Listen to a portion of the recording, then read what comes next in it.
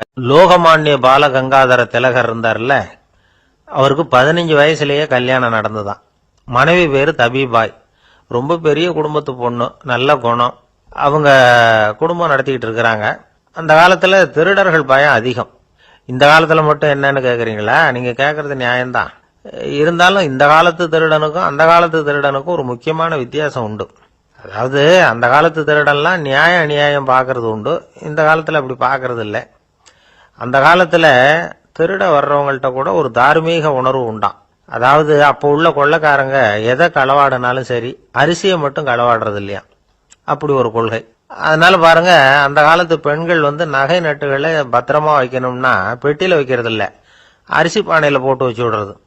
இப்பெல்லாம் பேங்க்ல சேஃப்டி லாக்கர்னு இருக்குல்ல, அது மாதிரி அந்த காலத்துல சேஃப்டி லாக்கருங்கிறது அரிசி பானை. வளையல், மூக்குத்தி, தோடு இப்படி எதுவா இருந்தாலும் அதுல போட்டு பத்திரமா வச்சிருவாங்க. திருடன் அரிசி பானை பக்கம் போறதில்லை. ஏன்னா சாப்பிடுற விஷயத்துல கை வைக்கக்கூடாது, அது பாவம் அப்படின்னு அவன் நினைக்கிறான். திலகரோட மனைவி தபீபாயும் அதே மாதிரி தன்னுடைய ஆபரணங்களை ஒரு அரிசி பானைக்குள்ள போட்டு மூடி வச்சிருந்தாங்களாம். இப்படி இருந்தப்போ ஒரு நாள் ஒரு பிச்சைக்கார பொண்ணு வீடு வீடா பிச்சை கேட்டுக்கிட்டே வந்திருக்குது. திலகர் வீட்டுக்கும் தர்மம் போடுங்க தாயே அப்படின்னு தான் அந்த பொண்ணு. அந்த அம்மா தபீபாய் காதல இது விழுந்திருக்கு. உடனே கை நிறைய அரிசி அள்ளிட்டு போட்டிருக்கு.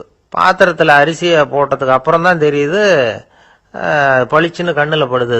அதாவது அந்த அம்மாவோட வைர மூக்குத்தி ஒண்ணு அரிசியோட சேர்ந்து அந்த பிச்சைக்கார பொண்ணு பாத்திரத்துல போய் விழுந்துட்டுது. இந்த அம்மாவுக்கு மனசுக்குள்ள குழப்பம், என்ன இப்படி ஆயிட்டுதே, மூக்குத்தி போயிட்டுதே, பிச்சை பாத்திரத்துல இருந்து அதை எப்படி எடுக்கிறது அப்படின்னு தயக்கம். வாயை திறந்து அதை கேட்கறதுக்கும் கூச்சம். திண்ணையில உட்கார்ந்து இருந்த திலகர் இவ்வளவையும் பார்த்துக்கிட்டு இருக்கிறார். மனைவியின் மனசுக்குள்ள நடக்கிற மௌன போராட்டத்தை அவர் நல்லா புரிஞ்சுக்கிட்டாராம். மனைவியை பார்த்து சொன்னாராம், தபீபாய், இது தெய்வ சம்மதம். அவளுக்கு சேர வேண்டிய மூக்குத்தி அவகிட்ட போயிட்டுது. பிச்சை பாத்திரத்துல விழுந்த மூக்குத்தியை எடுக்க வேணாம் அப்படின்னாராம். சரின்னு சொல்லிவிட்டு மேற்கொண்டு எதுவும் சொல்லாம அந்த அம்மா வீட்டுக்குள்ள போயிட்டாங்களாம். இந்த காலத்துல எல்லாம் அது மாதிரி நடக்குமா?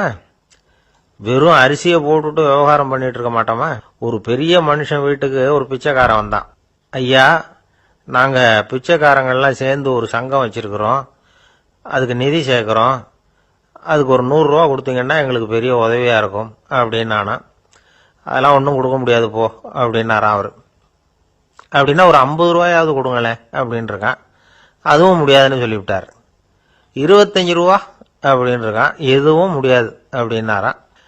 சரிங்க, இவ்வளவு பெரிய வீட்டுக்கு வெறுங்கையோட திரும்புறது நல்லா இருக்காது, அதனால சும்மா ஒரு 1 ரூபா மட்டுமாவது கொடுங்க அப்படின்னு இருக்கான் அவன்.